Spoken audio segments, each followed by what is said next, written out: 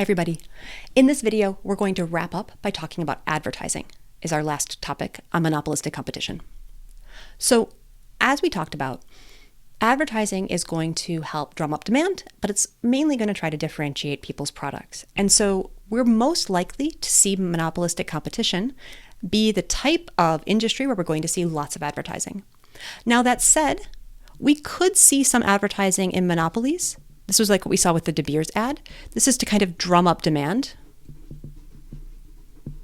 But we're going to see a lot less because when people are trying to shift their demand curve, if they're a monopolist, they're just trying to increase overall demand for the product. Whereas if a firm is monopolistically competitive, it can either drum up overall demand or it can try to pull demand from its competitors as a way of increasing its market. Now, something like perfectly competitive firms tend to not advertise. Anything they do to increase demand, they're so tiny, they can't really make a difference in their own profits. But sometimes you will see industry organizations work together. This would be something like the Got Milk. Well, Got Milk is funded by the government, so it's a little confusing. Amazing Pistachios, you seen the pistachio ones? That's like the pistachio growers getting together. Pistachios is a perfect example of a perfectly competitive type of industry. Pistachios are pistachios, but all of the producers work together to increase demand with the hope that that will push up prices for pistachios and benefit all of the producers. But in general, we're really going to see lots and lots and lots and lots of advertising in monopolistically competitive firms and not in the other types of firms. And specifically, we see a lot of spending on advertising in the United States. This is a graph that stops, actually this is projected in 2020, but you kind of get the idea. Essentially, we've seen huge rise in digital advertising.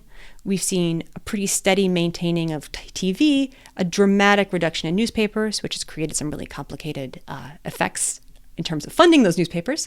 And we just see a lot of spending on advertising.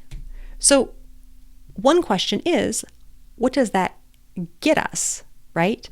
And that depends on the type of advertising. So specifically, we're going to get advertising that can be part of the product. So in a way, the advertising itself produces value.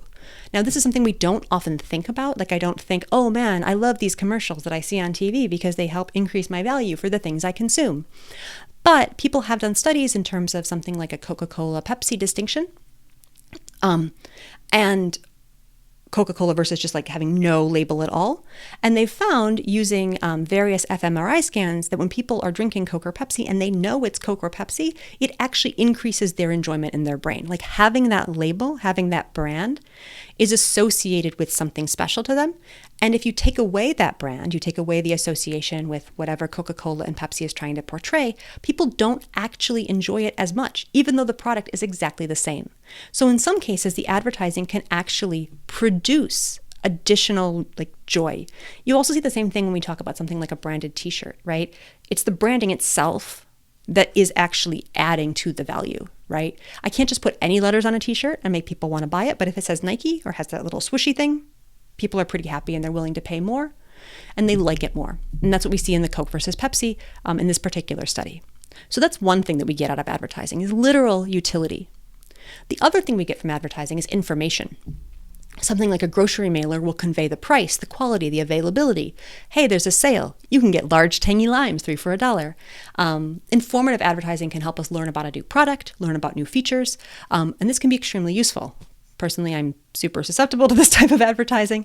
They see me coming, but there is actual utility we can get out of it. And then there also can be advertising as signaling. So the idea here is that if you see something like this Got Milk ad and you can see that they had some money to give it to Hugh Jackman doesn't come cheap. You're not paying him $20 an hour. You have to have a lot of money, so you must be a good and stable product or company, right? This comes up specifically with something like Super Bowl ads, where the cost of an ad buy is so high that you'll often see companies trying to break into that market as a way of indicating, no, I've really arrived. I am a big, profitable company. I'm going to be around here for a while. And that's sort of indicating not just necessarily that Hugh Jackman drinks milk, but that I am able to pay Hugh Jackman to convince you that I drink milk. And that says something about my company as well. Now, another related question that people spend a lot of time thinking about is whether or not advertising actually works. And this is something that's going to vary a lot depending on the type of market, the type of consumer, elasticity of demand. All of these things are going to shape it.